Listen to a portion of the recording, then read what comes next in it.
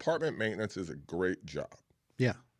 I would say it was more so years ago where the benefits of the job kind of played in. Right. Especially if you were in a management position, you usually either got a free apartment Right. or at least 50% rent. You got a decent salary, Right. usually 5 figures by the end of 10 years. And when I say that, I mean like 60, 70, 80,000 a year. Right. And you gain knowledge, because that was one of the things I hated about the changes in property management was when I started, you didn't have to go to school outside of work.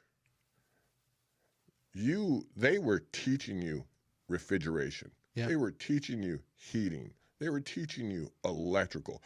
Maintenance almost became like almost like a journeyman's.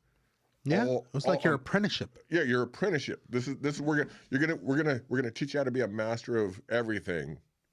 Jack of all trades. Jack of all trades. Yeah. And people, you like to say that I'm a jack of all trades, master of none.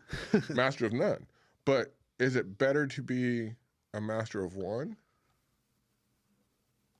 than a master of none? I mean, here's the thing. You're a plumber, right? Yep. Journeyman plumber. Yep. Okay. Master of one. Master of one. But before, you could do a plumbing, you could do electrical, you could do concrete, you could do framing, you could do painting, you could do, whatever. HVAC. I mean, everything. We dealt with everything. What happened to those days of being a master of all? Being a jack of all of it. I don't want to just do one thing. Yeah. It's fun when you have a little bit of everything.